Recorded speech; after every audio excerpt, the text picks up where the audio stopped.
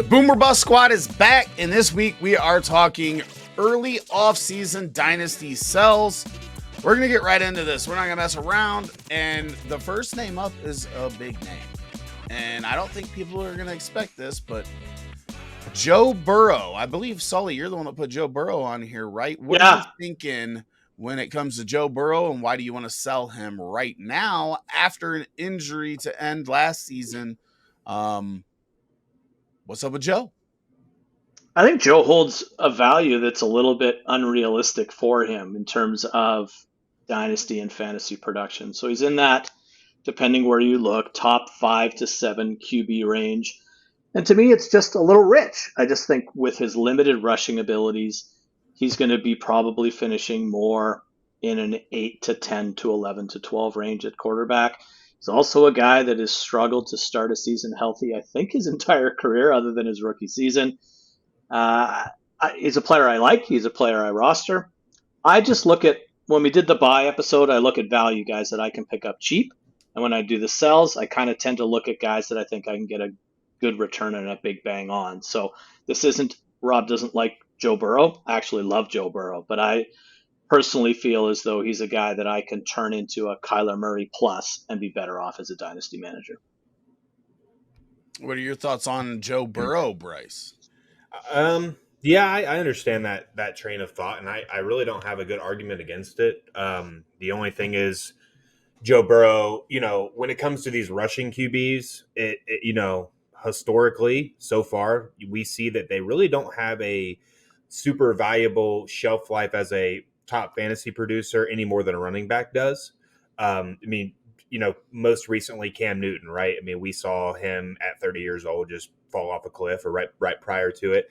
So Joe Burrow doesn't, the rushing upside that he lacks makes up for in longevity. So sure, he might be a top 5 dynasty QB super flex asset right now, and but he could be, and he might only get top 10, barely top 10, but he might be doing that for the next 15 years, where maybe guys like Kyler Murray or other running quarterbacks only can do it for maybe another 2 or 3 years, right? So would you rather, I guess you gotta think, would you rather have a top 10 quarterback for the next 10 years, or would you rather have a top 5 quarterback for the next maybe 3 to 4, maybe 5 to 6, depending on how young they are?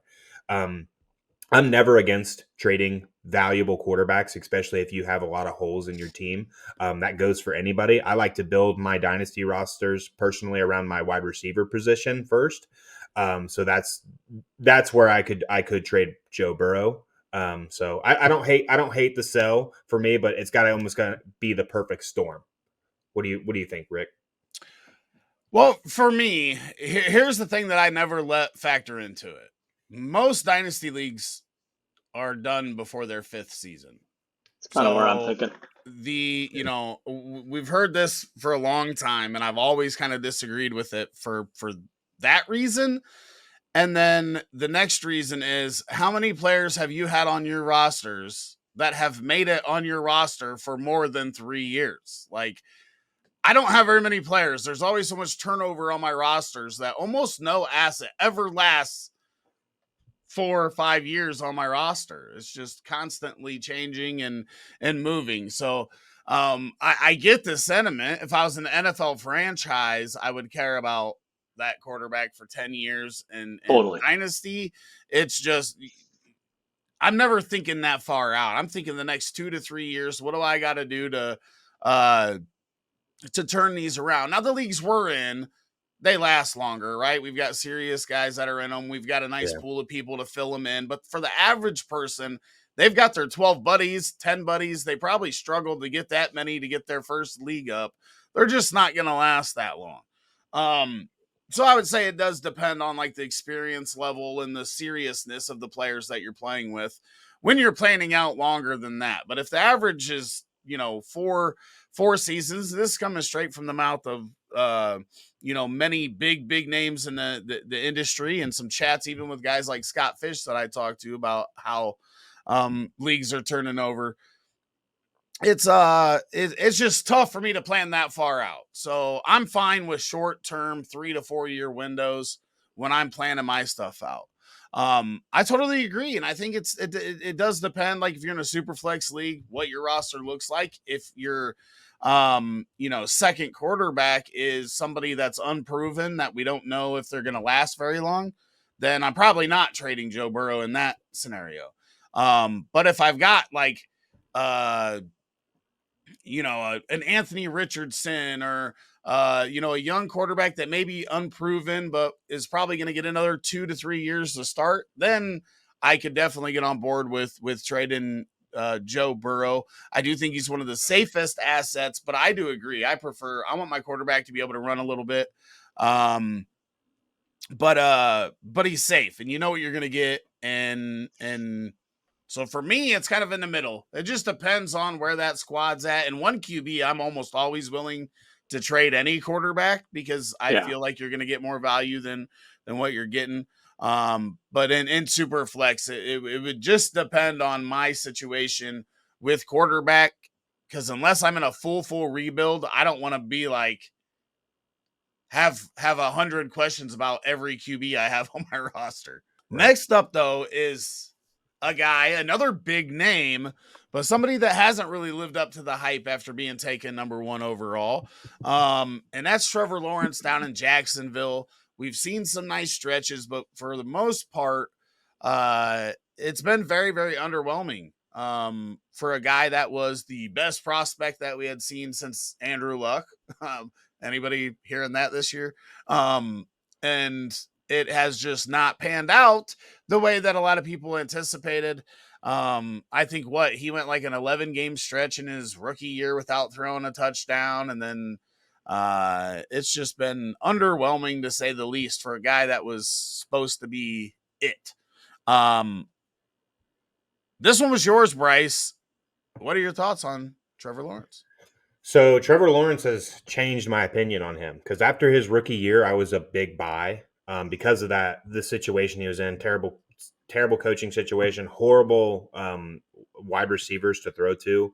And then they built around him the second year, and he actually looked pretty good in year 2. It wasn't anything flashy, but he got the job done. He does run a little bit, which gives him a little bit of boost in value, not a ton, but enough. Went to the playoffs, had a playoff win. So he kind of gained some value. And then this past season, I think all of us would have agreed that we would have thought he would have had his best season. The addition of Calvin Ridley, didn't lose anybody.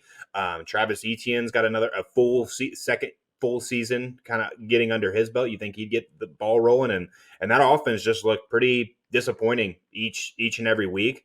I think right now Trevor Lawrence is being valued as a top 10 dynasty QB, and I think he's going to struggle to fall in the top 10 every single year. And similar to Joe Burrow, he does have some arm talent, so he'll have longevity in the league, I think. But I just don't see him being a consistent top 10 guy.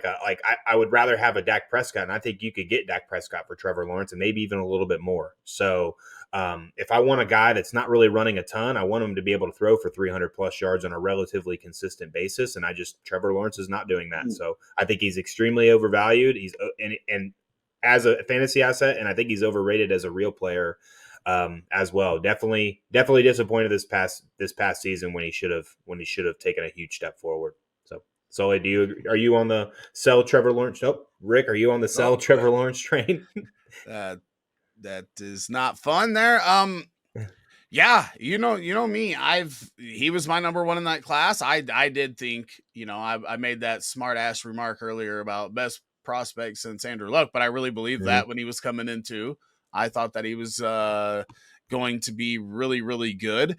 But now it just depends on what return you're going to get for Trevor Lawrence, because like you, I do believe he's going to be that average.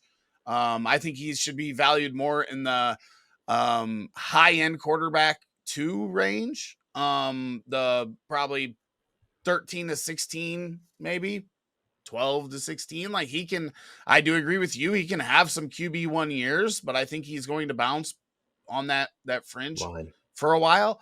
Now, that being said, if you're giving a mulligan on the rookie year, this is the 3rd year for Trevor Lawrence. It's the same thing we've kind of talked about with Justin Fields. If you're going to erase that monumental disaster of a rookie season for these guys, then this is year 3. And we could see that jump that we anticipated prior to last season heading into their 4th season this year. So while I am on board with you, there is still it's not like Trevor Lawrence has absolutely hit his ceiling.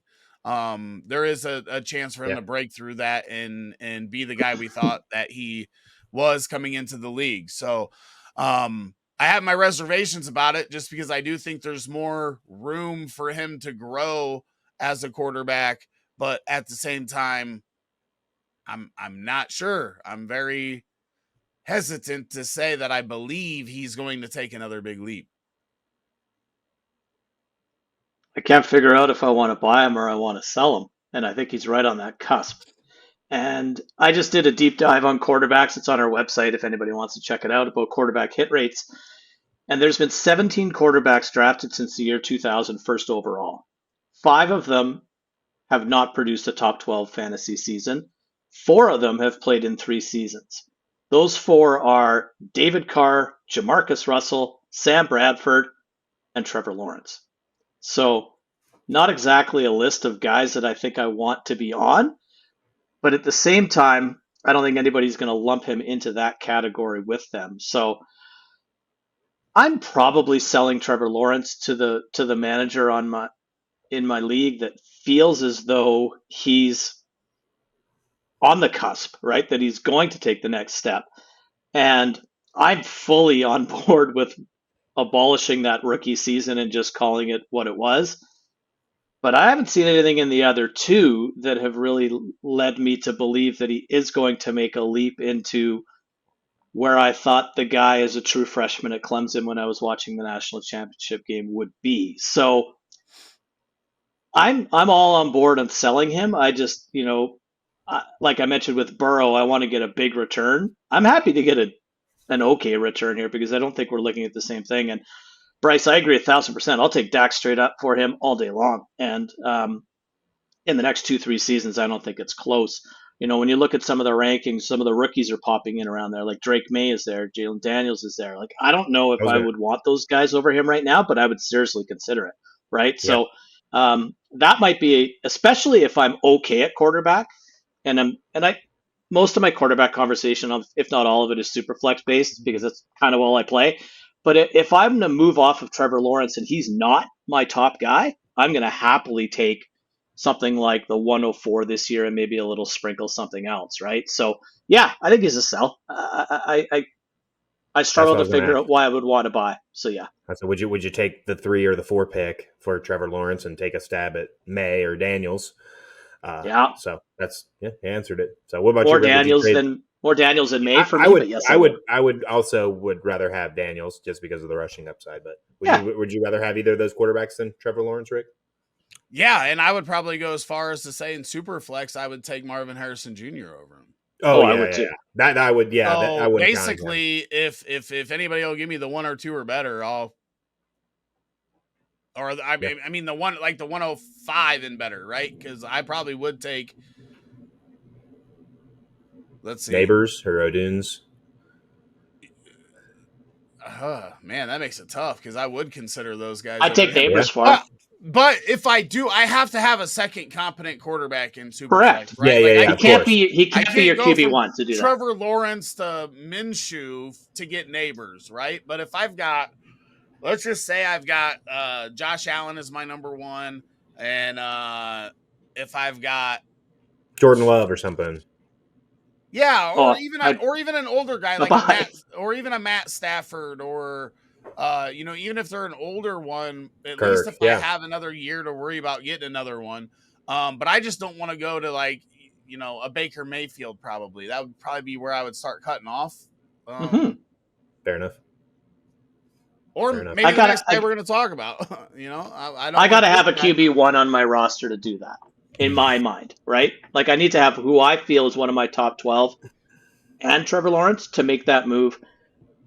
I think Drake May is going to be good, but that's a risky move as a dynasty manager to take a guy who's probably going to finish at QB 11 to 15 in Trevor Lawrence for a guy who might perform like this next guy we're going to talk about. Yeah, you're probably. I mean, I'm probably not doing that deal. I'm probably going to try to get a plus on any of them. Agree. But I do think that it's possible. I guess that's what I should say. That probably the top 6 guys in this draft could all be above him by this time next year. Yeah, it's interesting. You look at these past draft classes where there's been a cluster of quarterbacks, right? So like the Baker Mayfield year, the Trevor Lawrence year. It's really underwhelming, right? Like other than I guess not. Baker, Allen, and Lamar did really well in that draft class. But Trevor Lawrence and hopefully Justin Fields are about all that you got out of that draft class, right? So it's interesting. They're not all going to be Josh Allen and Patrick Mahomes, or else this would be kind of easy. Yeah, it'd be real easy if we had all the answers ahead of the test. But the next guy proves that you just don't know. You just don't know, because a lot of people were talking about Bryce Young like he was a generational talent. We were worried about size. Rookie year did not go as well as planned. I don't know about selling at this point because it's so early, and I think that because of that rookie year,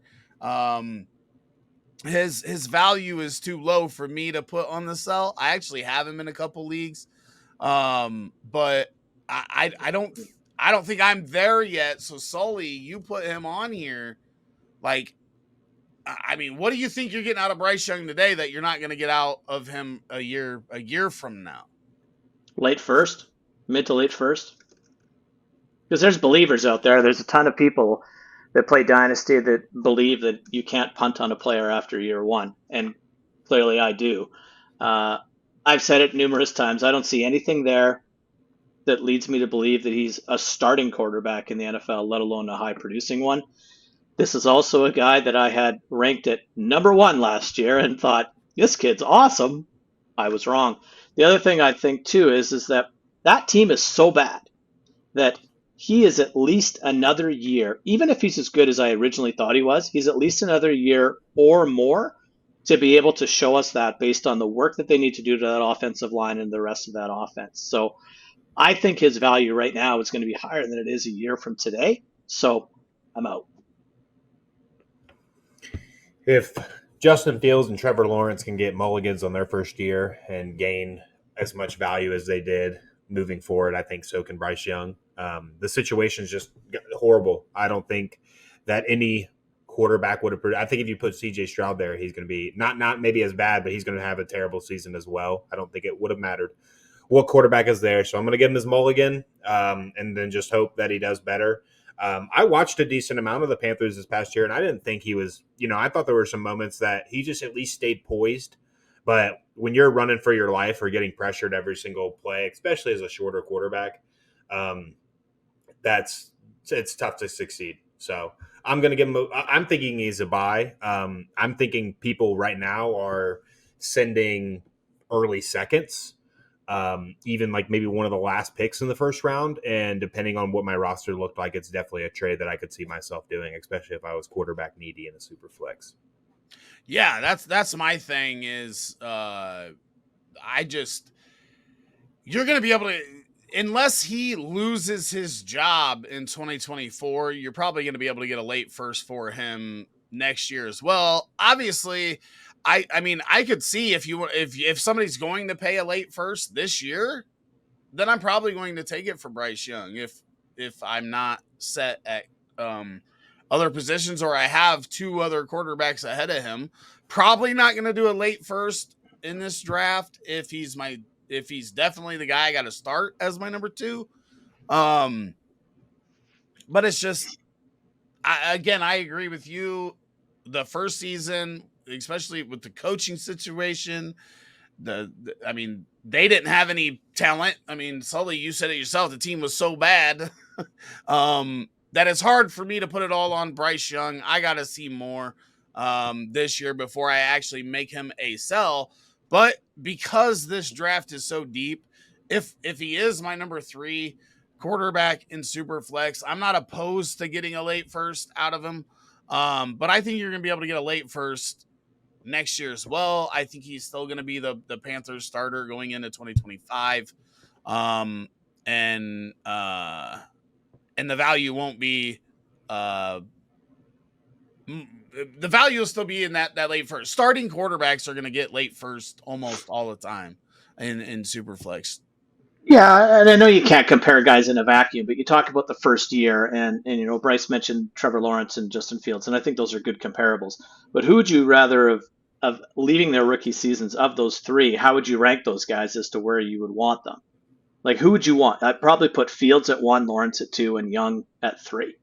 And we just finished talking about Trevor Lawrence, and after 3 full seasons, I don't see this any different than Bryce Young, other than I think Trevor Lawrence will hold more value entering year 4 than Bryce Young will. So I just want to get out while there's still value there. I understand that there's a market for him, and that's probably another reason why I want to sell him, because if I wait until I've confirmed what I believe to be true, there's no value there at all. So next up, somebody that scores a touchdown just about every single week, Christian McCaffrey. I put him on this list simply because he's getting up there. He's been in the league since, was it 2017? That was his draft class, right? So we're looking at going into his 7th season or whatever. The man is good, and the man still carries a lot of value. And this is simply let's get value while we can before the floor falls out from underneath CMC and his value as a running back. That's literally the whole argument. There's nothing else. There's nothing bad to say about Christian McCaffrey. I mean, we're not going to sit here and talk shit about a guy that has been, as long as he's been on the field his entire career, has been a producer as a fantasy asset. So this has nothing to do with talent, anything like that. It's just, this is where the running backs can fall off out of nowhere. You think they're good forever. Todd Gurley's going, looking like a beast, and then the next year looks like Swiss cheese, and it's no good. So that's literally the only thing with Christian McCaffrey for me. I'm not gonna sit here and say, oh, the guy has all these issues. The only issue is every running back hits that wall at some point. And very rarely do you have a running back in Dynasty that's this deep into his career and still the number one asset at the position, at least from a scoring perspective. That's the only reason why I've got him on this list. Yeah,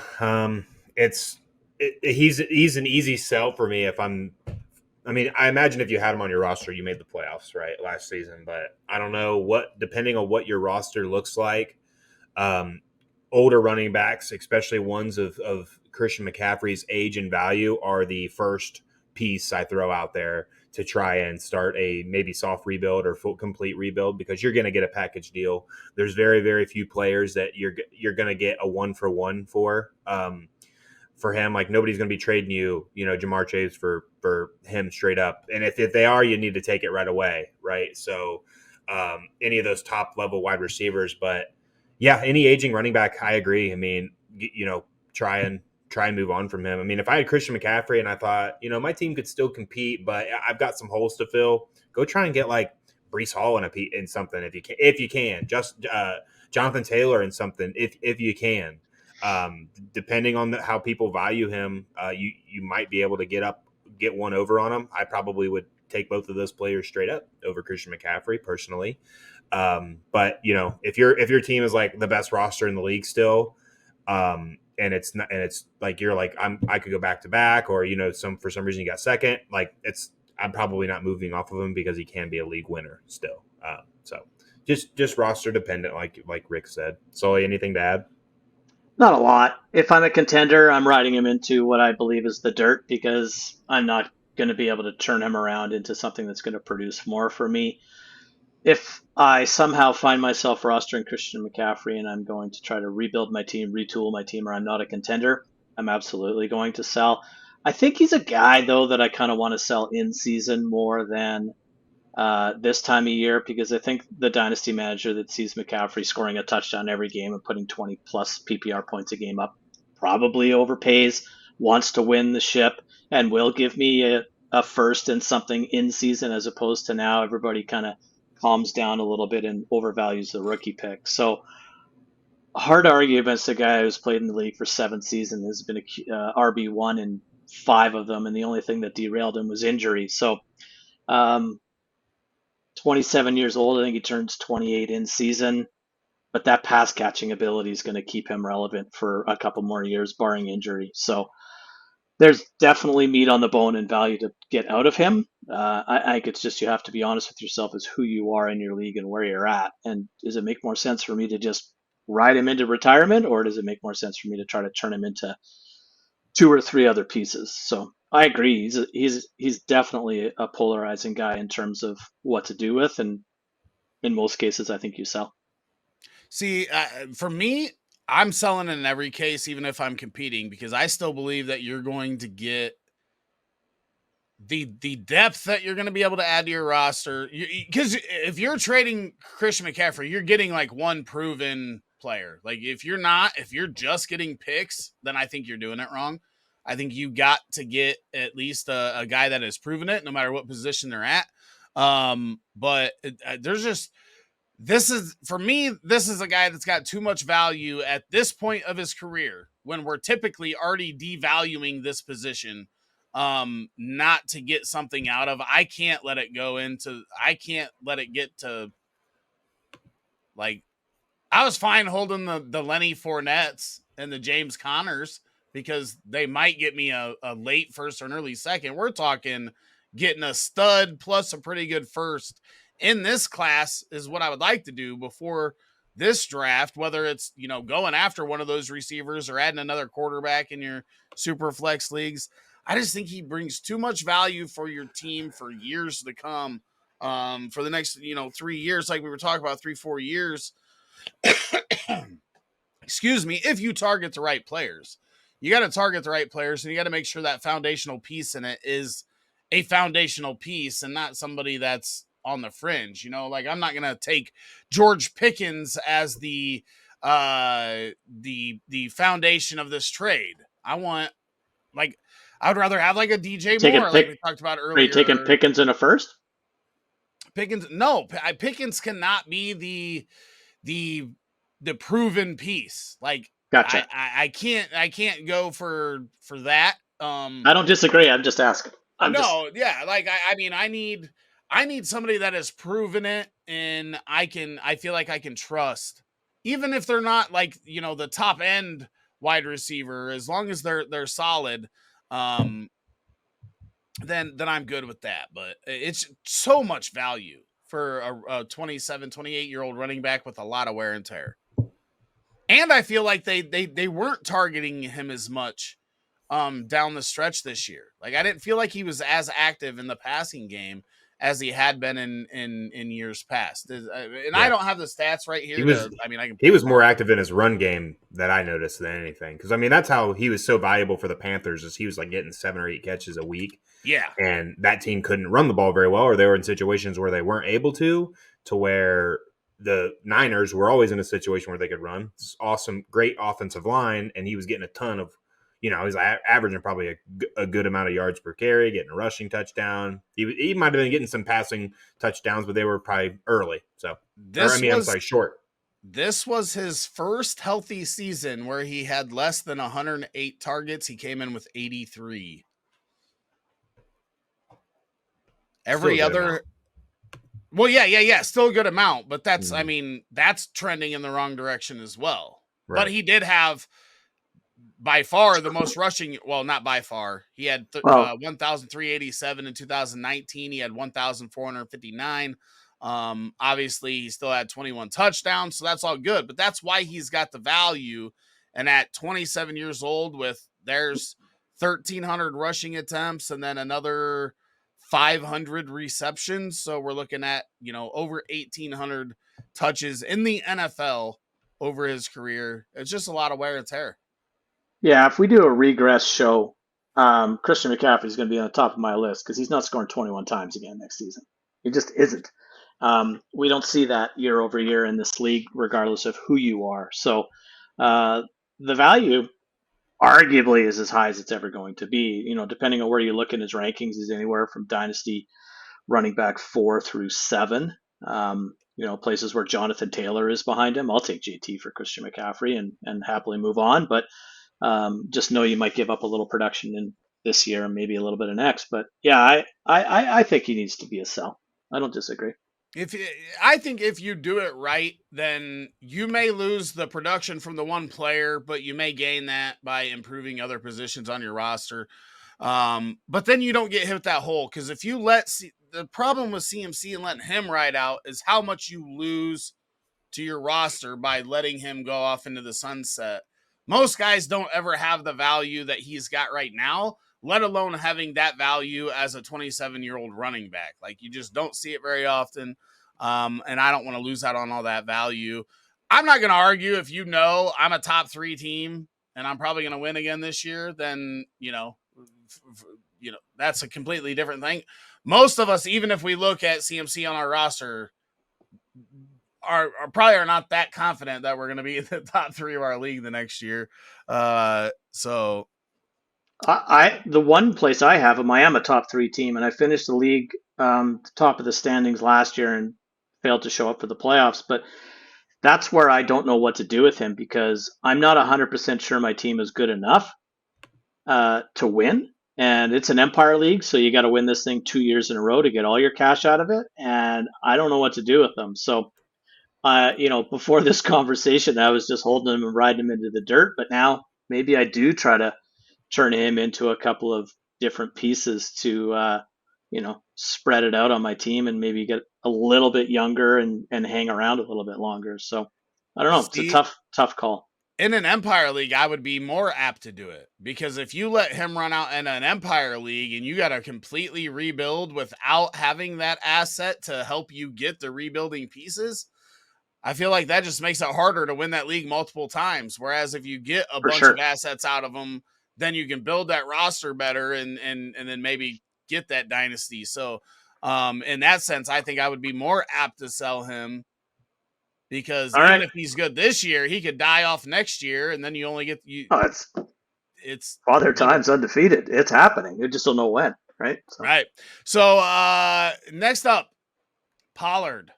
I feel like he was my perfect candidate to be on this list last year at this time.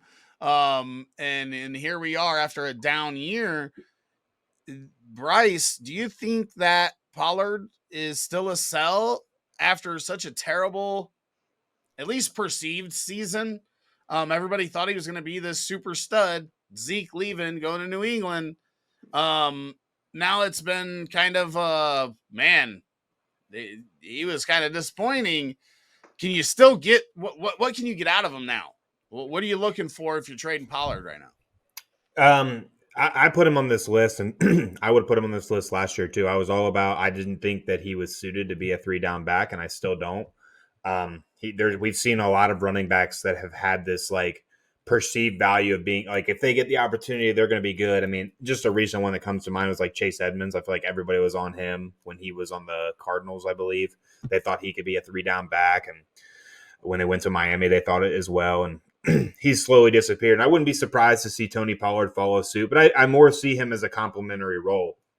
But he very well could end up in a spot where that he could be the quote unquote number 1 running back on the team, but it ends up being a committee because he's just not suited to be that type of running back. So with a draft that is so thin at running back, and teams are going to, and fantasy owners that are thin at that position have no choice but to trade for them, I think that running backs like Tony Pollard could have an inflated value for this upcoming season. So any first round pick is going to do it for me.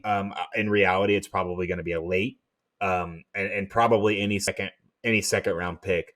I think you could get for Tony Pollard, and he could land in a spot to where he could be back with Dallas, and they don't address running back maybe, or if they do, it's later in the draft where they won't come in as the number 1. There's a lot of situations where Tony Pollard could still have value as a number 1 quote unquote running back. So get that value while you can, because I think his value is going to continue to diminish, and I think next year he's going to be worth maybe a mid to late second, and even further back in the year after that. He's a complimentary running back at best, and I think he proved that this last season. Sully, are you on the sell Tony Pollard train, or are you buying him? I'm so mad at myself when it comes to Tony Pollard because last year, this time, I was like, Tony Pollard is going to be a bust. It's not going to happen. I don't see it. He had almost close to 100 less touches as any other top 8 running back the season before. Didn't see sustainability. And then I let the industry noise change my mind. And I was like, yeah, Tony Pollard's okay. Added him to a bunch of places and he disappointed. So if you can get a late first for Tony Pollard, don't only trade him, like deliver him. Like take him to the airport, wrap him up, and take him to that owner's house and drop him off. Because Tony Pollard is not a first round asset. Tony Pollard, in my opinion, will not be a lead running back. He's going to be a complementary piece to somebody's offense, be it a pass catching role or whatever else. I think if you're an NFL team, you want to recreate what he was in Dallas with Zeke because that's how you get the most out of him. So yeah, I'm 100% on board for selling him. I got in shit last week because I talked about not trading for running backs, and you guys got mad at me. But I still wouldn't trade for a running back, but nonetheless, people do. And I think your point about this running back class is spot on, and highlight that to people that need running backs, right? And say, here's Tony Pollard. Give me, like I think we would all happily take a 202 to 206 for him this year in this draft. Like I'm slamming accept and moving on from there. So because Tony Pollard's also not really that young either, and I'm not an ageist, but he's not young. So Well, I mean, 100% I'm out. he's trying for that second contract, so Yeah, he's 26 years old. Yeah. Like he's not far off that perceived 27, 28 cliff either. So yeah, if you find someone that values him, send him packing.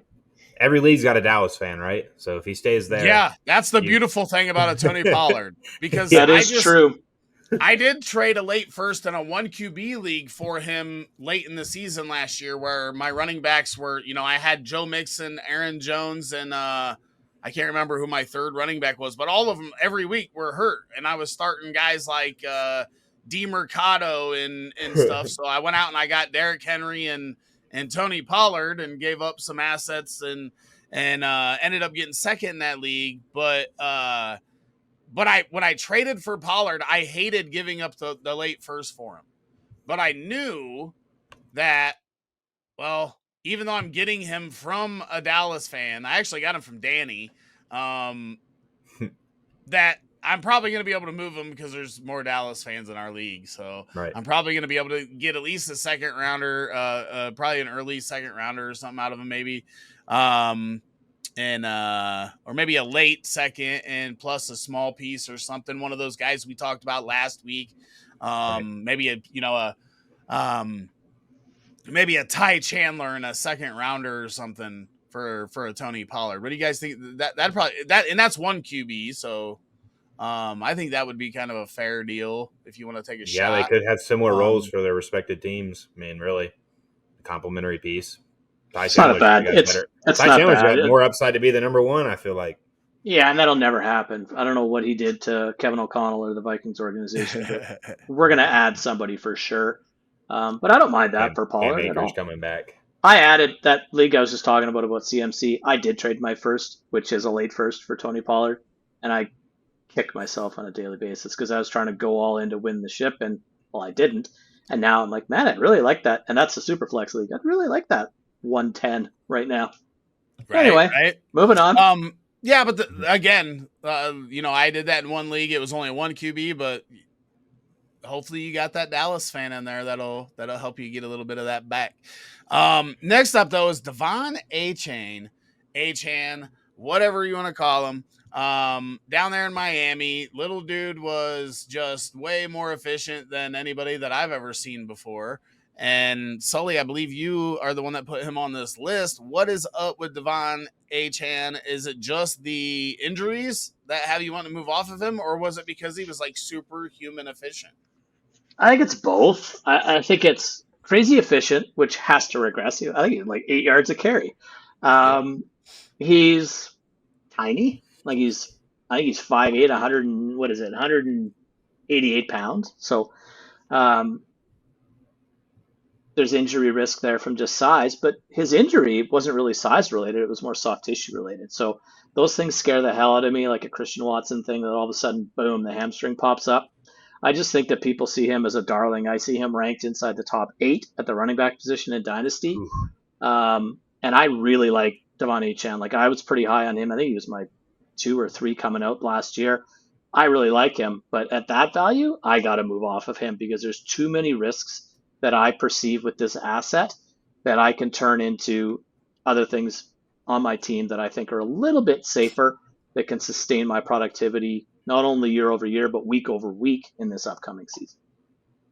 Yeah, I couldn't agree more. I mean, I like Devon Achane as well.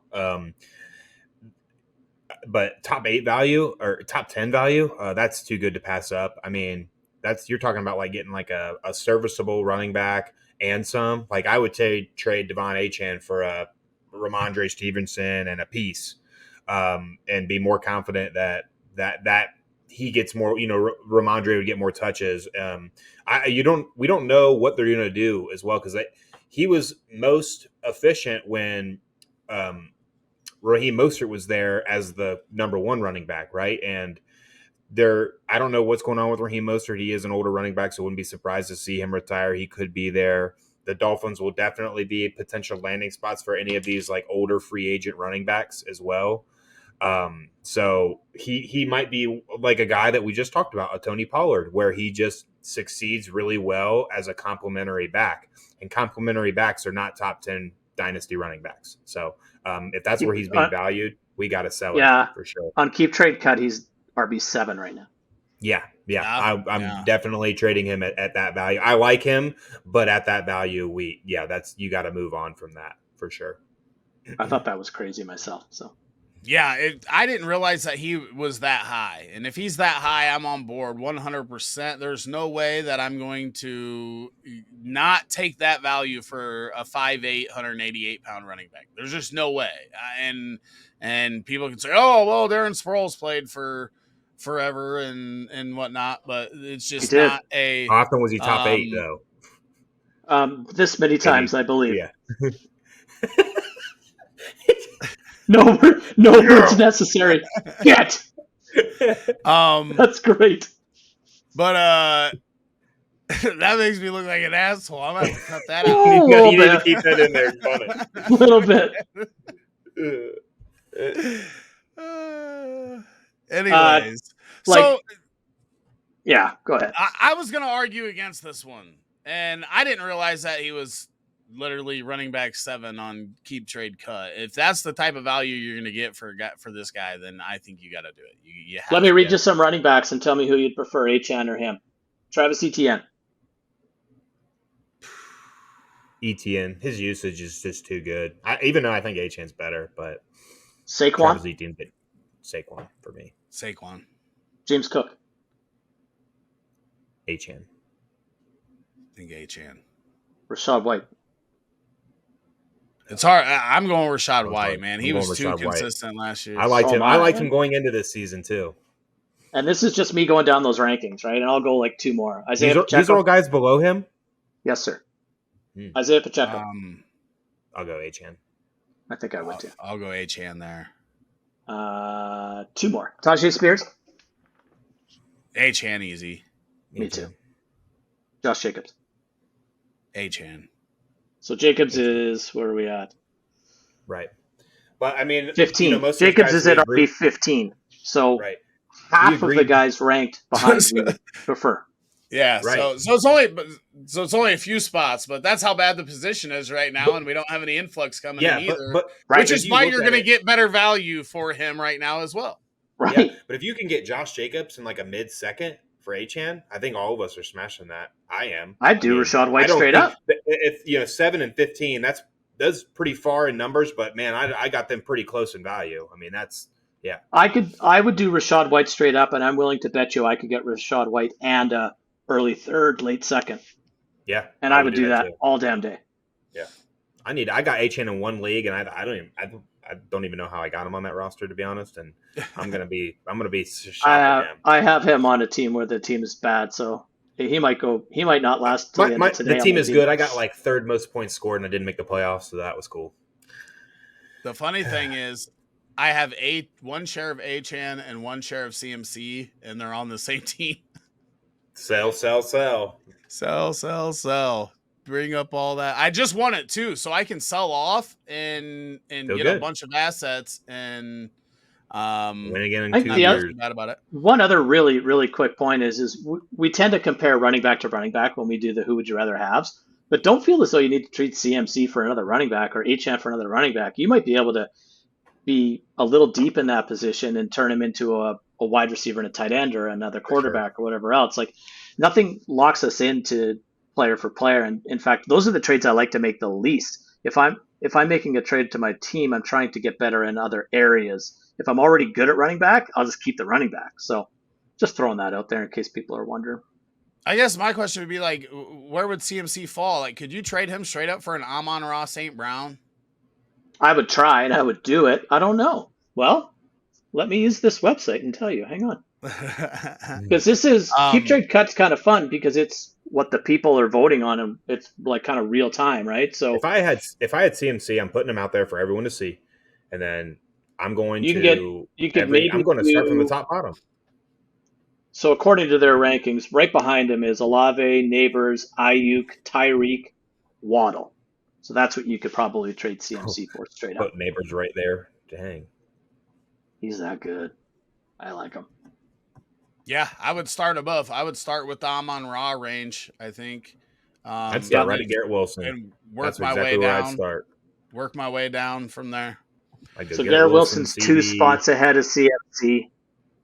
Yeah, I would take Garrett Wilson. Dude, I wouldn't be shy to start right at Jefferson. Just see. I'd go Puka. Maybe you only have to add a little bit more. Yeah, why not? It can't hurt to try, right? You're not getting Jefferson, Chase, or Lamb, and Amon-Ra is 4. I don't think you're getting him, but start there. Just do it in a respectful way. Don't just cold drop a trade. I have some leagues where running backs are just grossly overrated, and people always take them because they're harder to find. So I'll start. I'll start right with the number 1 guys. I'll start right with Justin Jefferson. Yep. Oh no, not him. Exactly. Okay, that's cool. I'll move down. I'm not trying to be disrespectful. What if I throw in a late second? It's Christian McCaffrey. Yeah. What if I throw in a late second? Like, what can we so next up is up in Seattle, Mr. Kenneth Walker.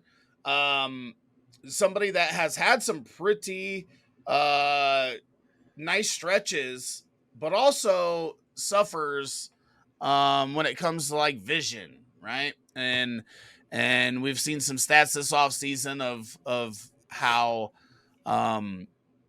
inefficient he was in regards to hitting the correct hole.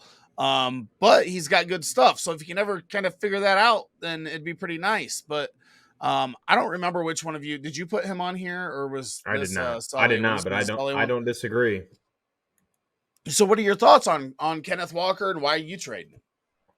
Yeah, so Kenneth Walker, I really liked last year this time, and then the draft happened, and they took Zach Charbonnet around in the same round they took Kenneth Walker, I immediately was it a third?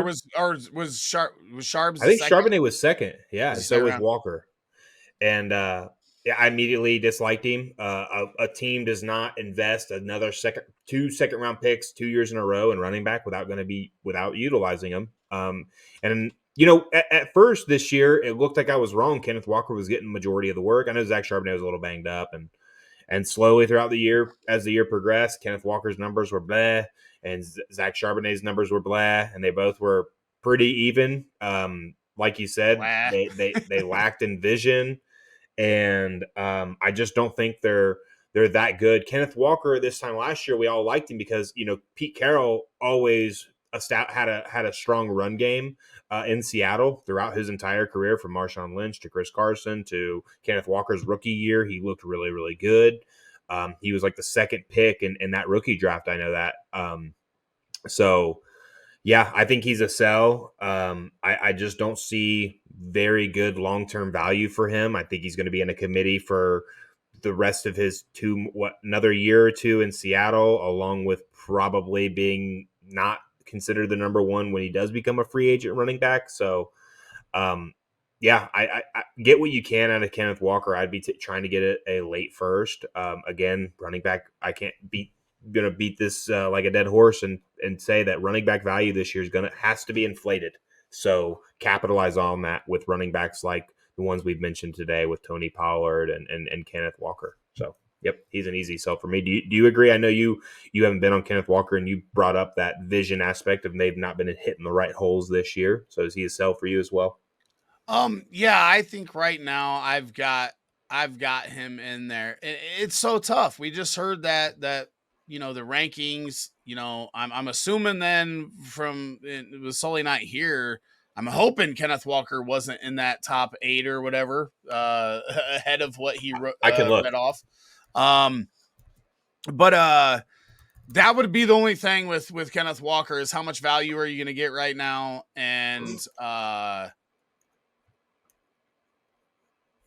are you going to be able to replace that if you need running back? Are you going to be able to replace that this offseason? So that would be my thing with him is how much is he actually going to bring? And how is your roster set? But I've never been a huge Kenneth Walker fan. I like Zach Charbonnet more as well. I think he's a better pass catcher and pass blocker and just as good of a runner. So I'm on moving Kenneth Walker before he kind of drops off here. Did you find that? Yeah, he is running back. 1, 2, 3, 4. He is running back number 9. I mean, they got him above Saquon Barkley, Rachaad White, yeah, Josh Jacobs. Then I'm definitely, Ramondre. I'll take all those guys over him. Yeah. I'd rather have Ramondre. Even with the I down would season too. last year. Now I'm gonna try to get Ramondre plus, right? Like I'm not gonna try to go straight up, but I would definitely be willing to make that move if I could get Ramondre plus a second or something. I think that would be great, especially in super flex leagues. I want more seconds this year. So I'm definitely on board with trading Kenneth Walker. Sully, he was on here from you. You came back just in time. I don't know how much of what we said that you heard. 0. But 0. Okay. So both of us agree. I just think he's in a questionable situation with a running back on his team that might be better than he is. And again, it comes down to value. I just think he's overly valued. He's valued as a top 10 dynasty running back right now, and I don't think he is that. So to me, he was an easy addition to this list. All right. No, nothing to argue about. We're all on board. The way my hamster's working today, I got to be quick. So I assumed when you read off that list earlier down to 15 that he was below that. I didn't realize he was RB9 on there. Yeah, man, that's too much. I need some play. But now you got to tell me the next guy up on this list is Kyren Williams. I added him to this list. I'm assuming he's ahead of that, right? He's probably 5 running back 4 or 5, 4 or 5, 6. Okay, we're moving on, baby, because I like Kyren Williams. I'm a Notre Dame fan. I'm glad to see that he had a big year. I can't imagine that at this time next year he's got RB6 value. I just can't imagine. I can't see it. I'm moving off of Kyren Williams. I like him, but I don't like him as RB6. Not as RB6. That's too much. Let's get that value. Bryce, I know you don't agree with me. I don't think I do. So last year the year we did the rookie rankings with Kyren Williams and I watched his Notre Dame tape, I thought this guy is super undervalued. He looked very explosive. He ran hard. And he ran in between the tackles a lot at Notre Dame, even though he is a little bit smaller. I thought, man, if he gets in the right situation, he could be pretty good. And then, I kind of forgot about him when his rookie year. He got buried on a depth chart on the Rams, and Sully miraculously pointed out that he's going to end up taking over that backfield, and we didn't believe him. And lo and behold, he did. And man, Kyren Williams is a monster. I think this guy is a diamond in the rough. I think he could be putting up top 10 fantasy numbers again next year. It wouldn't surprise me if he's top 6, top 7, because he's in a situation where he gets all the work.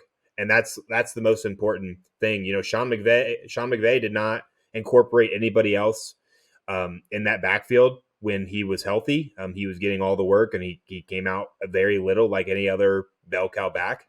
And I don't see why the Rams would invest in running back this offseason when he did everything they needed him to at a super, super high level. I think he could do it again this upcoming season and the season after that. I think that we found the running back that like Alvin Kamara was for his draft class. He was drafted in maybe the 4th round and is now this team's go-to guy. That's what I believe in for Kyren Williams.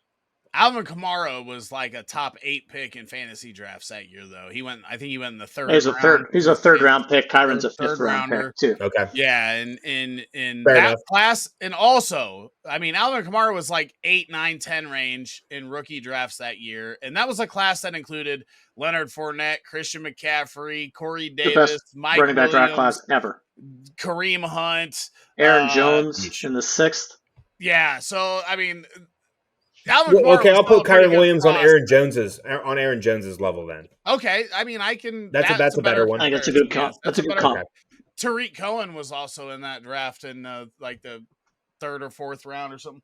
But anyways, yeah, I definitely see where you're going with that. Like, he's more along the, you're hoping he turns into the Aaron Jones or Austin Eckler, right? The late round or undrafted running back that gets multiple years catching a bunch of passes. That's what you're hoping for, or scoring a bunch of touchdowns, because both those guys had years where they led. He's doing everything. He's getting rushing and everything. So I get it, but I don't know, man. It's when somebody comes out of nowhere and then gets to running back 6 status, like the amount you can get out of that, the amount of times they actually carry that on, and then it actually happens is so much less than, I mean, look, we're just looking at Dameon Pierce in a similar fashion. The year before was dominating until he got injured, and then this year was getting out touched at the end of the season by Devin Singletary. So that's my fear with any of these guys. It's not a Kyren thing. Again, I'm a Notre Dame fan. I watched Kyren during his whole college career. I loved it, but I just don't. I don't know, man. That's a lot to not take for him that you can get for him right now if he's at RB6. To not entertain that, and you realistically could argue that pretty much every running back outside the top 3 are top 4. Totally. Because of the inflated value too this season. Like, I mean, I think you could sell all the way down to running back 15 pretty easily. In all honesty, because it's just out of these guys. Kyren Williams has maybe one guy behind him that and Roddy Rivers isn't pushing him. So right. I'm with both of you, and I know that's totally playing both sides of the argument. But I look at so I like Kyren Williams. I got lucky with saying I thought he was better than Cam Akers, and I was half joking when I said it. And it turns out I was right. But a long shot. Kyren Williams had a horrible combine, killed his draft value. Then he hurt his foot in OTAs in his rookie season and never really got a shot. And this year he did. And the one thing that makes me want to keep Kyren Williams is Sean McVay, once he finds his back, doesn't care about how many touches his back gets, doesn't care about his longevity. Look what he did to Todd Gurley, right? And then he got CJ Anderson for a couple of weeks, and he got crazy value out of him. So in that offense, I really like it. With that being said, you could turn him into a haul right now. Like, he's not in my top 6, and I like him. So, I just think that there's value to be had there. Really quickly, that draft class, Deontay Foreman, James Conner, Kareem Hunt. Who else is in that draft class? Oh, it's crazy. That's the best draft class ever. The Dameon Pierce part, I think, is a valuable comparison. The one thing that I missed with Dameon Pierce, and that I've been listening to some stuff lately that kind of highlighted this for me, is the organization changed on Dameon Pierce, right? So the one thing I like about Kyren is his offense isn't changing and the guy calling plays isn't changing. Dameon Pierce just doesn't fit what they wanted to do in Houston, and that hurt him more than anything else. I think he's better than RB58 or whatever. You guys don't. He's going to need to change teams. No, that's a fair point, though. Right. Like, I didn't think of that at the time, but I think it is. That is a fair point. That's always a fair point whenever there's coaching changes. So keep that in mind this year with all the coaching changes we've had this offseason. Some guys that are in the same spot with new coaches may not have the same usage or even scheme or anything. Kyren Williams is not only RB6, he's player 47 overall in Superflex rankings. That's high. Like, that's rich. That's So, low for RB6 though. well, that just goes to tell you what the running back class is, and that factors in the rookie class coming in as well, right? So, I'm not taking any rookie running back over Kyron Williams by any means, but I would take a couple of rookie wide receivers, maybe 3 or maybe 4 over him. So, You um, selling's tough, right? Like, we all want good players on our teams, but the best that dynasty managers and where I don't do very well is recognizing when it's time to get out. And I think this would be time to get out. I will say this because that's when you think of where all the players are falling, like running back 6 is normally like a top 25 player. Yeah, not anymore though. So if he's closer down to 50, that is a little bit different, right? Because it's not like the normal RB6 value. Because I'm thinking you tell me RB6, I'm thinking people have this guy in the top 2 rounds of a startup. Like that's normally where he would be. A first rounder. Yeah. The Canadian internet is not on it today. Nope. So that does make it a little bit different because I'm thinking when you tell me that he's a top 25, 30 player in the whole league, Right. and that does make it a little bit different. I'm so on board with selling them. Now we move on to somebody that I've always been like, dude, get what you can out of this guy because I don't like it long term. James Cook over there in Buffalo. You actually put him on here, Bryce, and I was kind of surprised because you've always been a big pro James Cook guy.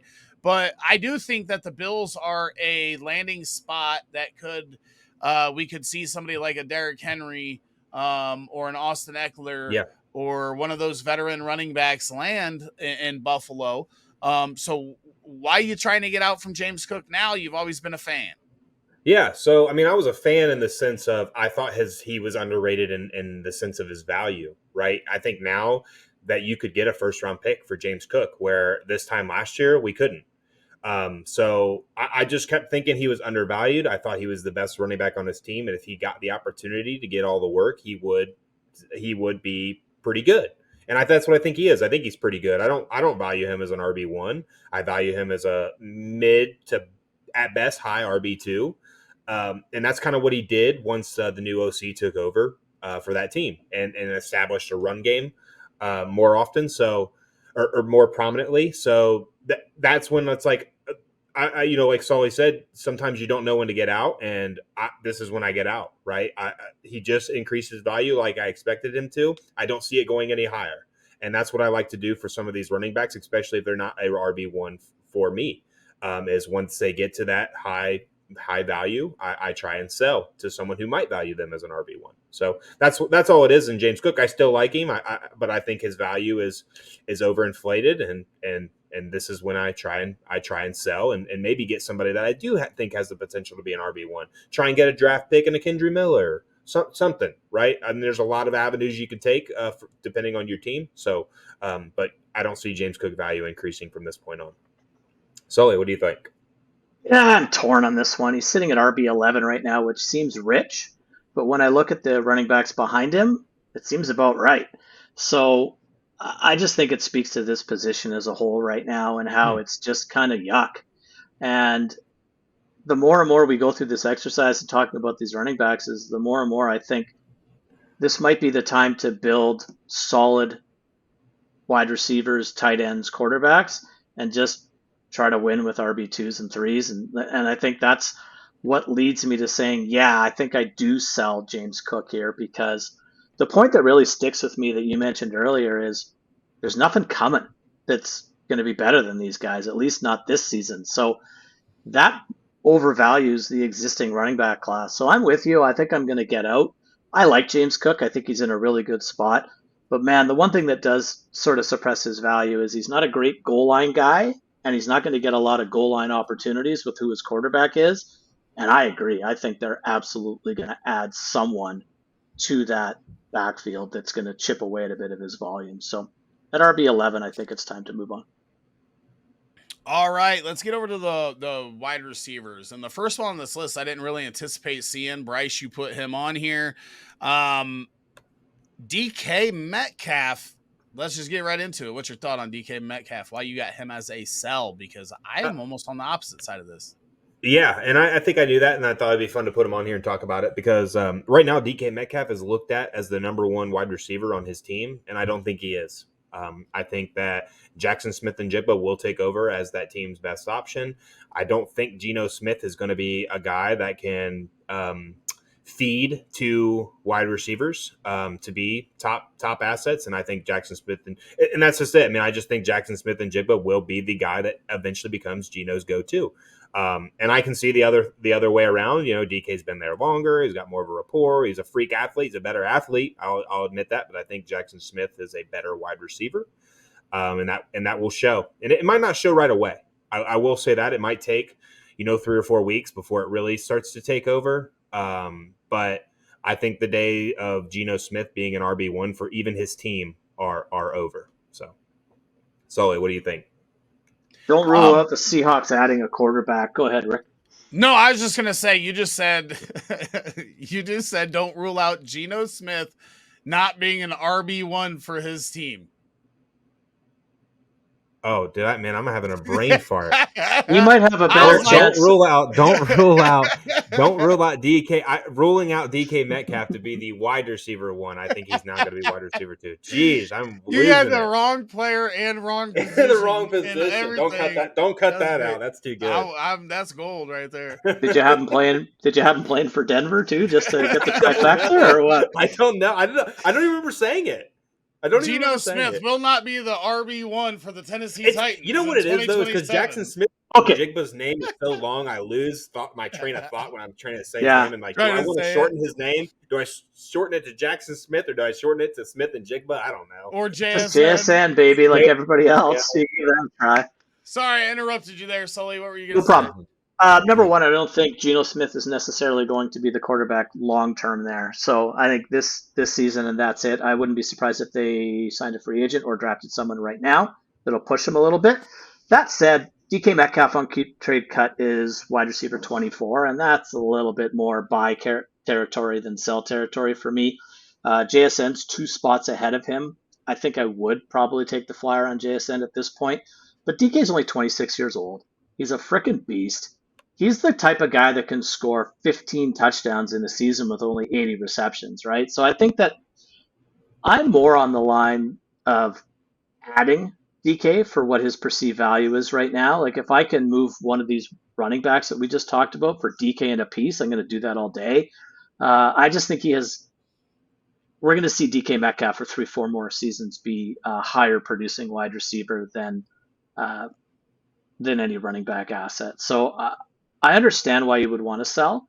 I don't think he needs to be the best wide receiver on his team, and I think he is still at this point. But playing Dynasty and looking at 2 to 3 year windows, I think JSN has the ability to take that from him. But I think he's an absolute rock solid wide receiver too, which every team in Dynasty needs. So I'll probably look to add him more than sell him, but I see where you're coming from. Yeah, that's where I'm at, right? Metcalf has been highly valued and highly productive with another wide receiver in that room that is equally, they were like co-wide receiver ones with him and Lockett. And Lockett's probably leaving. So I don't see a whole lot changing. Whether he's the wide receiver 1 or the wide receiver 2 for the Seahawks, I think he's just valuable. I think that Geno can produce with both those guys. Now, if there's 3 of them, that makes it a lot tougher. If Lockett is not gone, then that makes it a lot tougher for all 3 of those receivers. But I'm closer. If he's wide receiver 24, where's that put him overall? He's probably 55. If we're talking super, so he's behind Kyron. I would rather have Kyron. I don't know. Yep, he's behind him. That's tough for me. That makes Kyron's even like if DK's there, there's probably even some more guys behind that I wouldn't like. But yeah. But yeah, I don't know, man. There's some wide receivers ahead of him that I would rather have DK. No. I meant when we were talking about Kyron, with him being like 47th or whatever. If guys like DK, who ahead would you rather have, Sully? Whoa, settle down, Bryce. Who would you rather have? That's it. I can't find one. I can find one maybe. That's it. I'll take DK over Nico Collins. Yep. I'll take him over Tank. Absolutely. I'll take him over Tank Dell, and I know everybody's Absolutely. enamored about him. Yep. That's probably it. I'm taking him over. I'm taking him over Addison, and I think that's it. Maybe probably Rasheed Rice. Yeah, I'm taking rest, him over both of those guys. I think the rest. Oh, sorry, Rice. Yes. And we'll talk about Addison, but I agree. So yep, those are the only two I'm taking him over. The next one really caught me off guard, though. This one blew my mind. Why are we selling Chris Olave? Wide receiver 9 overall. The offense I just see is deteriorating. Questions with head coach, questions with quarterback, questions all over the place. Player I like, player I have multiple shares of. It's just a player I think I'm going to move off of at his apex. I think his apex is yet to come. So I still value him as a top 10 dynasty wide receiver asset. I can't get on board with selling Chris Olave. I can't argue any of the other points you made. The team is deteriorating. Derek Carr is probably there for another year. Who knows what that entails for him. He had some good games this last year, and he definitely was his favorite target. So hopefully maybe they can build some more chemistry, and he can do well as a fantasy asset. But I think that his best years are still yet to come, and that's not with Derek Carr at quarterback. So I'll hold on to the young wide receiver still. And if people are looking to sell him, I think he might be a good in-season buy for sure if things are going the way that you do project. Yeah, I think at worst, if the Saints offense is that bad, they're going to be throwing a ton, and he is going to command a lot of that target share there. So I think he's kind of insulated from having a complete shit year. I love Chris Olave. I just so do I. Ohio State, geez. Thank you for the gifts at wide receiver, right? Like they just keep really them out. So crazy. As much as I do not like them, thank you for all the wide receivers you give us. Yeah, I don't know. Chris Olave is one of my cornerstone players probably right now at the wide receiver position that I'm just not looking to move. Chris Olave or AJ Brown? Chris Olave for me. I mean, that's a close one. I almost put AJ Brown on this list. That's the only one above him here that I think I would do it for. Garrett Wilson or Olave? I'm Garrett Wilson, but it's not like a huge margin. Yep. I'll take Olave over Puka. I won't. I think I will too. No, Puka's a real deal to me. Yeah. And then that's it. Like I'm not taking him over Harrison. I'm not taking him over Amon-Ra, Chase, Lamb, or Jefferson. There's not one behind him I'm taking over him though. Not one. No, but I think where I look at it more so too is he's 27th overall in a super flex. There's a lot I would probably consider there, but this is again just the way I do these exercises. I look for guys that I think I can get bang for the buck. This is not I don't like Chris Olave. It's quite the opposite. I absolutely love this player. I just think he's someone that might have an off year or so, and you can really, really cash out. Yeah, I can't get there with you, but I see what you're saying. I see what you're saying. If we all agreed on everything, this would be the most boring thing ever. Oh, right, for sure. But it's hard for me to move off of a young wide receiver that can do everything, literally everything on the field. He can stretch the field. He can run every route. He can make contested catches. He can burn you. He can do everything. It's hard for me to move off of a young guy that can do all of that. Which is why I was really surprised that you added the next guy to the list. Like I was probably more surprised this guy was on the list than Olave. Even though Olave is a bigger sticker shock for me because I just think he's really good. Jordan Addison, Minnesota Vikings, rookie wide receiver. Why are you getting rid of the rookie wide receiver after his rookie season? Because his rookie wide receiver, let me try that again. His rookie wide receiver season was almost a myth. Right? So he had Kirk Cousins' best season ever. Justin Jefferson take 5-6 games off. And he had 10 touchdown receptions on 70 catches. So none of that's happening again. Very good wide receiver. Like him a lot. Pretty happy that we took him when we took him last year in the first round. but I think he's overvalued. Like, I just don't see him as being a wide receiver one, especially with Jefferson in that offense. Um, Probably some rather large changes coming to Minnesota, at least, if not this season, coming in the next couple. I just don't see him being a high volume guy, and I don't see him scoring 10 touchdowns again. So I just think he's currently, his value is bloated, so I'm out.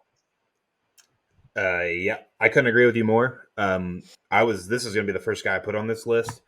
And when you're ranked as a top 24 wide receiver with a decent amount behind him in the rankings that we're looking at, that I would definitely prefer over him, I look at like, what is his situation? And he is in a situation where he'll never be the alpha wide receiver for his team as long as Justin Jefferson is there. Not going to happen. Kirk Cousins, the quarterback situation right now is a question mark. And like you said, Jefferson missed some games last year, which helped Addison's volume in that short span. So there's a lot of other wide receiver ones for their respective teams behind him on the list that I much would rather have. So yeah, and I think Jordan Addison's great. And if he was the best, if Justin Jefferson wasn't there, he probably wouldn't be on this list. But he is. So yeah, there's not very many second option wide receivers on their teams that I'm gonna have over a team's respected number one in a lot of Yeah, I situations. think if Justin Jefferson isn't on Minnesota and Kirk Cousins has 2 more years on his contract, then Jordan Addison is probably more of a wide receiver 12 than a wide receiver 20 or whatever he is here. So Yep, I agree with you. I agree. I'm not on board with you guys. I don't. Can't all be right. I mean, his production seemed to actually drop off after Justin Jefferson went down. If you look at his weekly game logs, like started out 16.1 points, 16.2, 11.2. He had a 0 in week 4, but then 18.4, 11.8, 31.3, 21.4. When did Justin Jefferson get hurt? Do we know? Week Anybody? 4, week 5. Um, I'll tell you. 1 sec. I thought he played a little bit longer than that, but maybe Sadly, I'm he wrong. did not. But he only scored more than 11 points from week 9 on 2 times.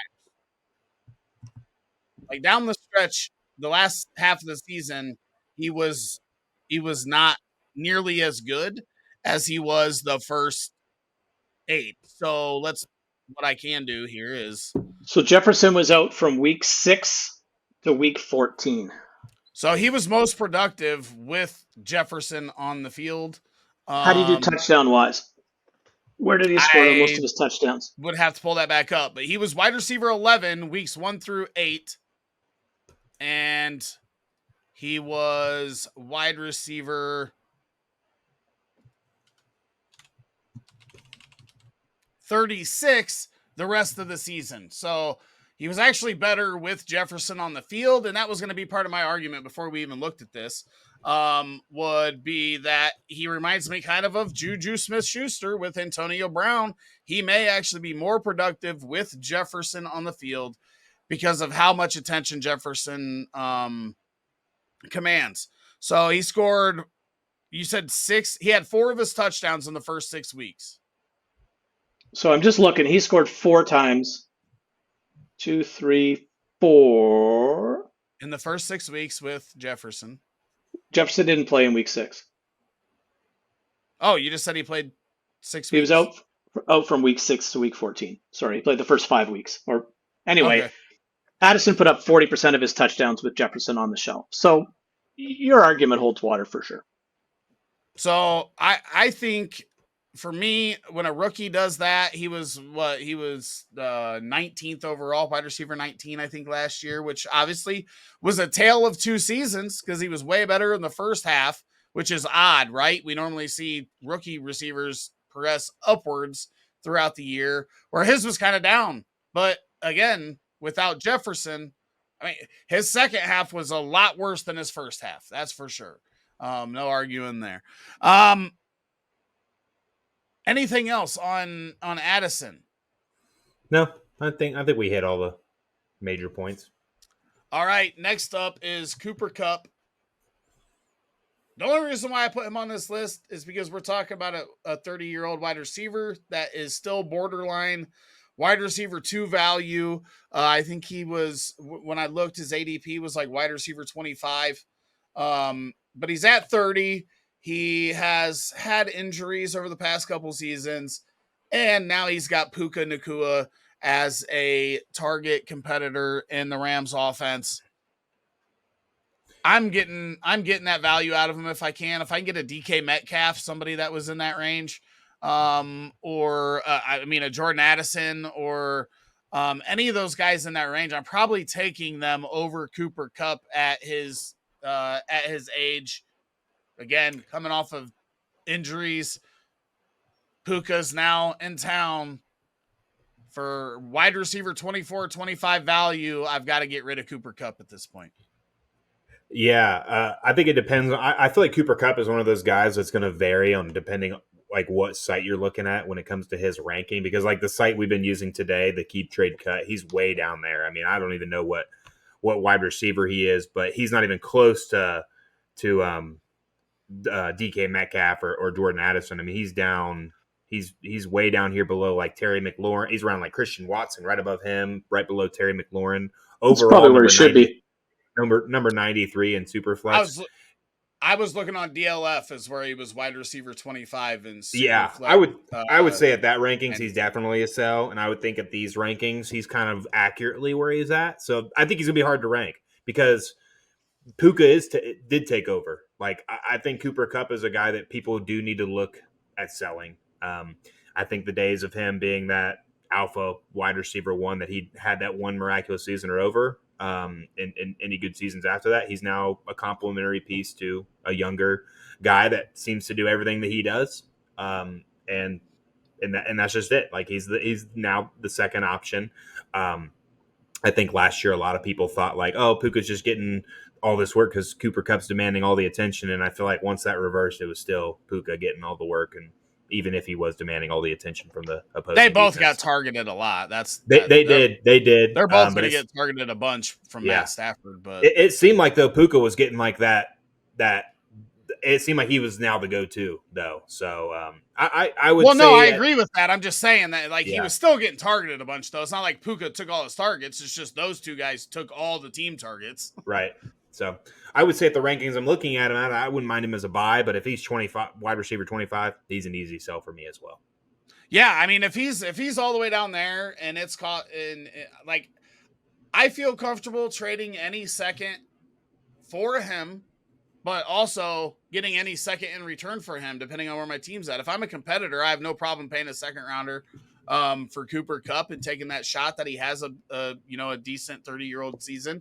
But also if I'm not competing at all, I have no problem trading away for a second round pick. So I think he's one of those guys that's kind of like just, he is what he is at this point. And there's different ways you can go.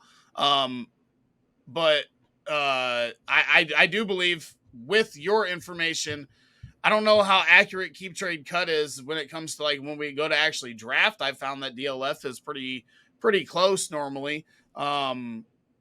But if he's down there, then I have no problem buying for those values. But for top 24, 25 range, then I'm trying to sell all day. Sully, what do you think? Just looking. So Fantasy Pros Dynasty rankings, he's wide receiver 31. Keep Trade Cut is basically people just pick between one of it's live, players, right? Like it's fluid. It's what people value. So it is what it is. It's kind of like doing a mock draft. However I value a guy, I value a guy. I think Cooper Kupp's a guy that if you haven't sold him now, you've missed your window. You might as well kind of keep him on your roster. I'm just looking at his targets. He had 4 games last season with double-digit targets, which for most wide receivers is unbelievable.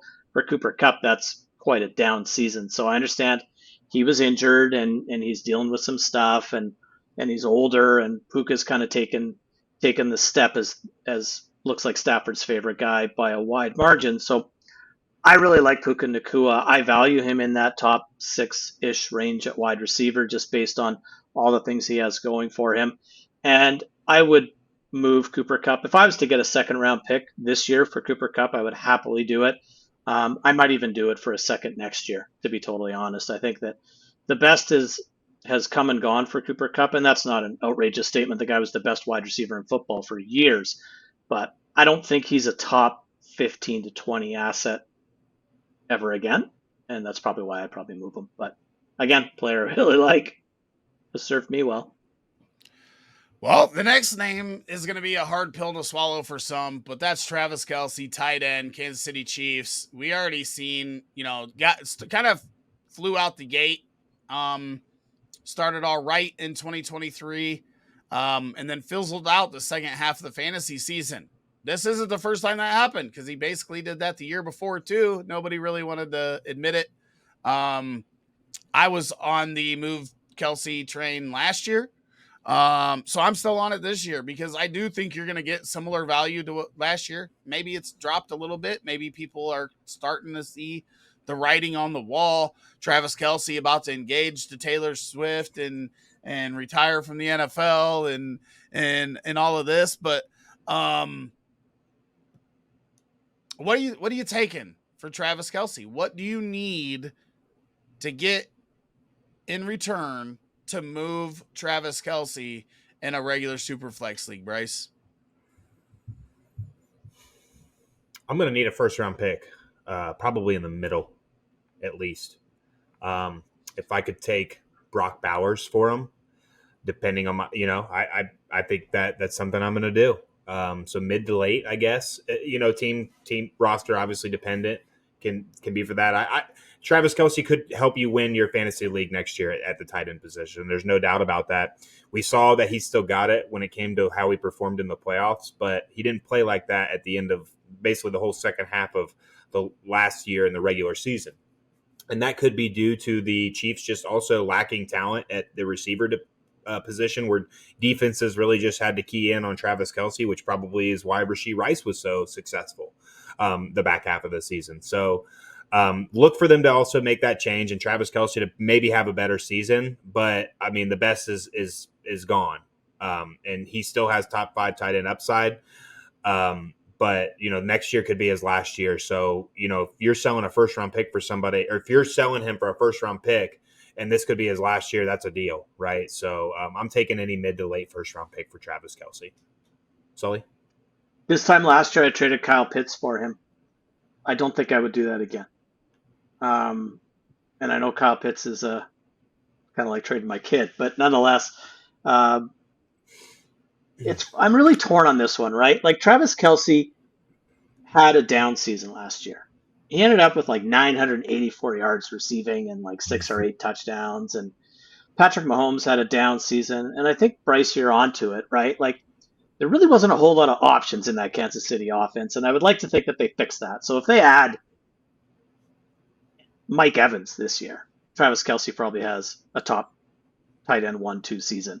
If they bring in a running back, and by the way, should they not just sign DeAndre Swift? Does that not make total sense with Taylor there and the Swiftie and everything else? You gotta get them on the phone. It's just such a smart move. But I look at keep trade cut the tight ends ahead of him: Pitts, Andrews, Kincaid, Hawkinson, McBride, Bowers, Laporta. I would take them all for him. I would take a first round pick probably for him, unless I'm lost in my league championship last year, and I think I'm going back there again this year. I'm probably going to move off of Travis Kelce, as hard as it is, and like I kind of said earlier, I'd like to ride CMC into the dirt. I'd probably like to do the same with Kelce, but he's 34 years old. Like it's time. Like it's time. So if you can get something for him, then do it. 2 straight years where he dropped off in the second half, man. It is so tough for me to. I get it, but the year before he had 1,338 receiving yards. So but I still, you look at the last half of that season, and the thing with Travis Kelce was that he was not only like the number 1 tight end, but he was like a top 12 wide receiver. Yes. And that's not what you're getting for him anymore, but the name recognition is going to get you more value than what he's worth. Down the stretch this year, from week 9 to 18, second half, Travis Kelce was the tight end 13. averaging 10.4, which is like half of what he used to average, right? I think if we do this, we'll go back to 2022.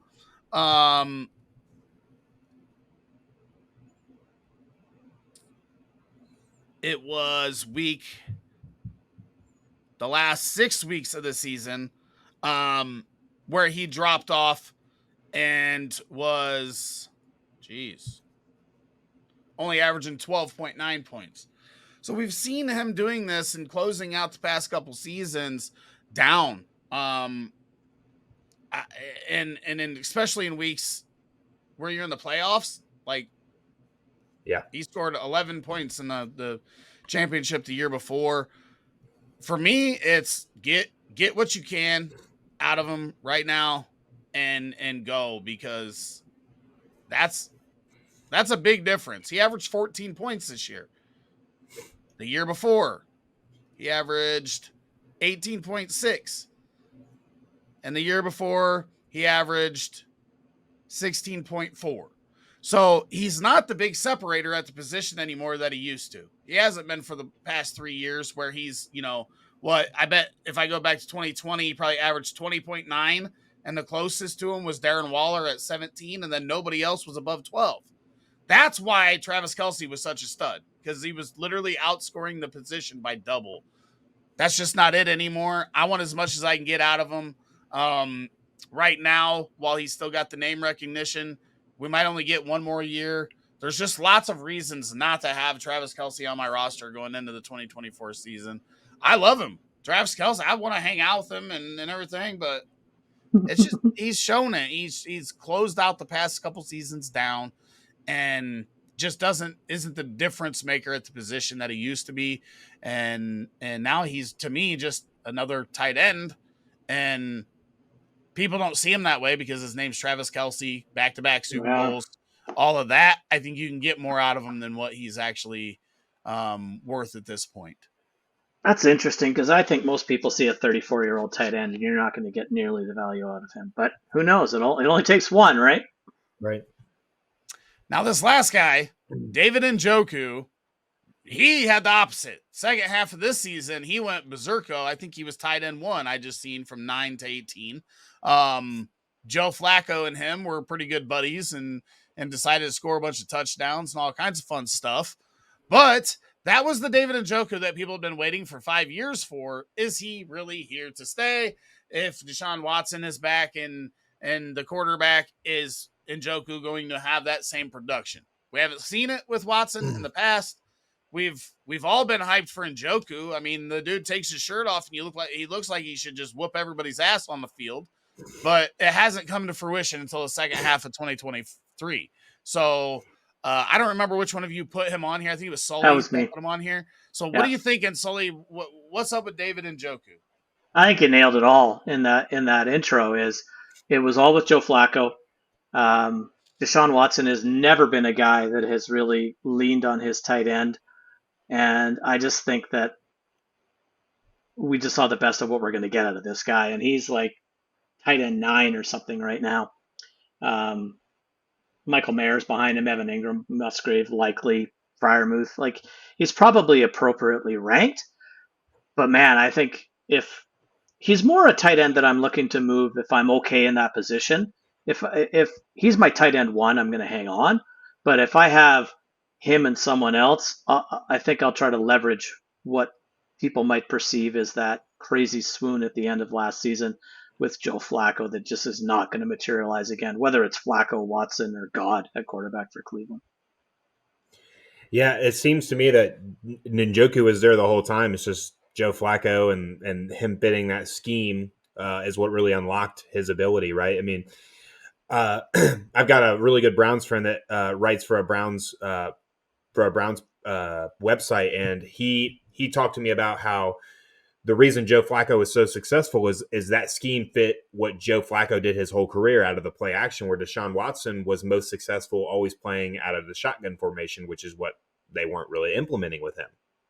And it looks like that is going to change this upcoming season, where they're going to be working out of the shotgun more. And yeah, Deshaun Watson hasn't utilized the tight end throughout his career. But what tight ends has he had? That's another question. It's like, I don't ever remember him having any tight end that's worth a damn, to be honest. Like I can't name one Texans tight end, and I can't name them that they were successful anywhere else either, right? So maybe, you know, and with this new salary cap increase, I think we're going to see a lot of these wide receivers continue. What's up? I know which tight end he's had. Which one? David Njoku. Oh, you're talking about with Cleveland, right? Yeah. I think it's an interesting point though, real quick is, and I'll go back to you, but really quickly, I think Watson was a pretty mobile quarterback who doesn't appear to be anymore. So in those situations where he may have checked down to a running back or gone to a tight end, he just took off and ran. So I'll look up and see who he had at tight end, but I don't think you're wrong. I don't think there's not a list of Hall of Famers there. But he's got David Njoku, the guy that we're talking about right now. He's had him. He had him longer than Joe Flacco had him and still didn't do anything. Yeah. So I don't know if he did. I bet you Flacco started more games than Watson last year. He had David Njoku the year before too, though. Yeah, David Njoku is sure, but he didn't play very many games and he's been gone for 2.5 years.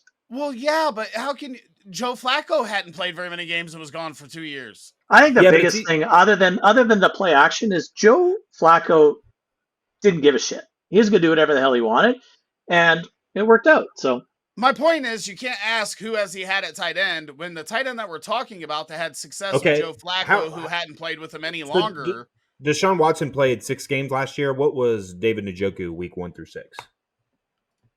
Just out of curiosity. PPR leaders. I'll go back to it. I'm right here. But it also helps that, you know, Deshaun Watson is playing in a system that he's not familiar with still. Like, I think when you Joe Flacco literally got picked up off the couch, though. Yeah, but Joe Flacco's been working out of a play action type of offense his whole career, where Deshaun took 2 years off, and then prior to that, never worked out of the play action. David Njoku was tight end 22. David Njoku was tight end 22 with weeks 1 through 6.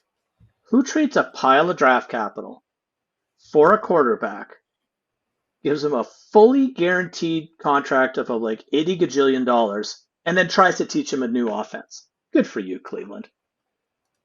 Yeah.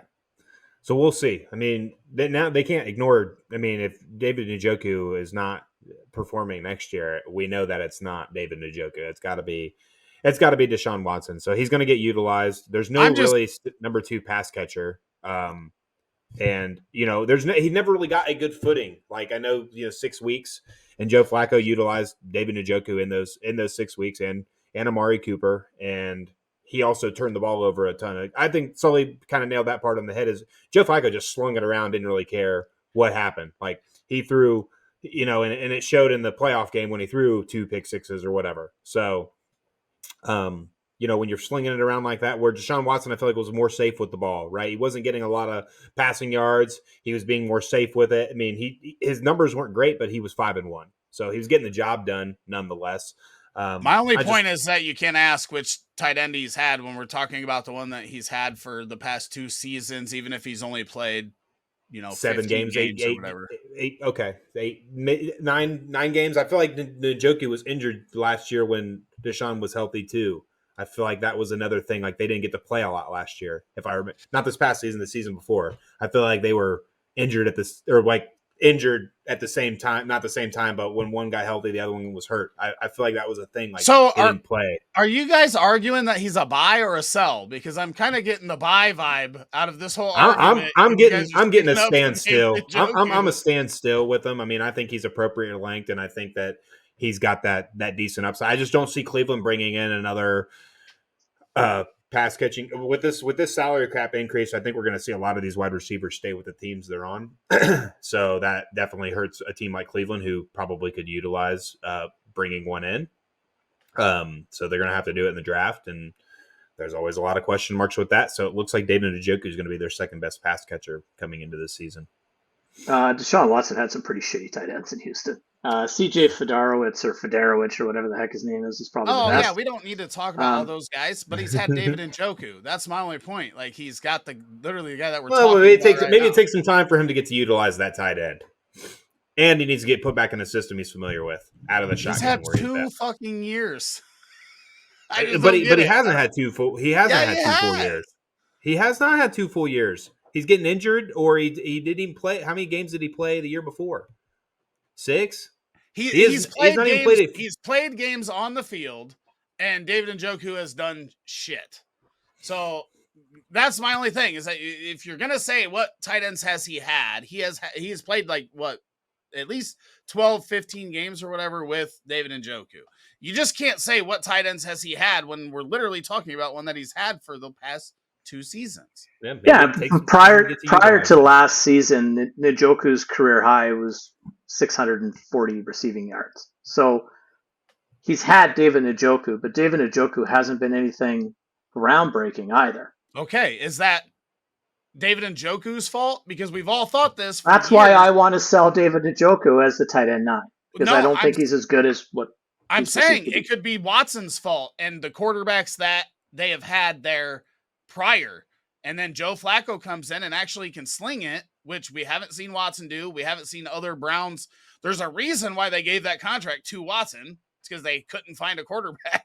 Actually, they had a quarterback, but that's a whole other story. They did, but he doesn't. I mean, he doesn't utilize the tight end a whole lot either. Baker Mayfield, unless his name's Kate Otten. But yeah, you're right. Well, yeah, but Kate Otten's still like where Njoku was in Cleveland, right? He's not like a top tier guy either. So, but my only point was that if you're going to ask who the quarterbacks had, and we're talking about the guy that he's got right now that he hasn't utilized when he's been a starter, then it may not be Njoku. It may be the Browns and the quarterbacks that they've had.